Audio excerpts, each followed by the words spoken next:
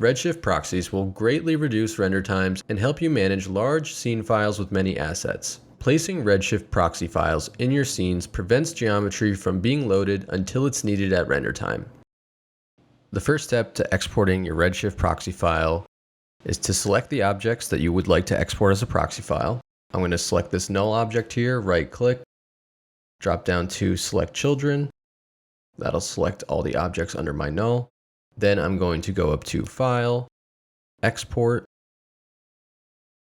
and export a Redshift Proxy.rs.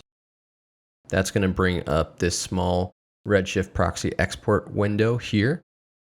There's a couple different options we're going to go over. You can either do all objects or selected objects. All objects would just be every object in your scene. In this case, you want to do selected objects.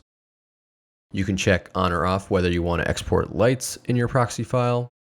You should keep your scene scale to the default scale of your current scene.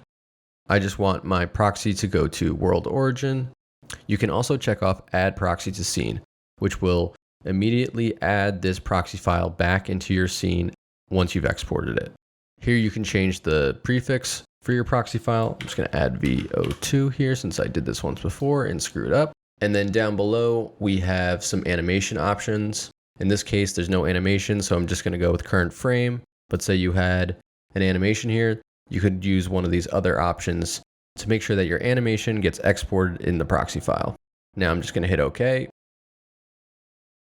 I'm going to pick the save. All right.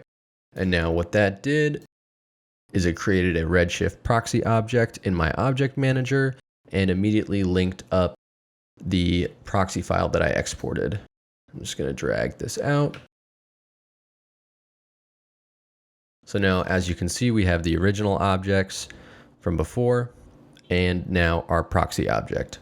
The default setting is that you're just going to see this black lines of a bounding box. There's a couple other preview options you can use. You could go with bounding box and that'll give you this grayscale box. Or you could go with mesh, which will give you a low res mesh of the objects that are in your proxy file. If you want to keep it light though, I would suggest just keeping it off. A couple other things we're going to do really quick. Say you have a proxy file that you've already exported at a previous time. Well, you're going to need to create a proxy object in your object manager. So you could go Shift C, type in Redshift Proxy. That'll drop that down into your scene. And then you're just going to navigate to where your proxy file is saved. Open it up. And so that's how you manually import a proxy file. The downside of Redshift proxies is that in order to edit the proxy, you must open the original data in another file and re-export the proxy file.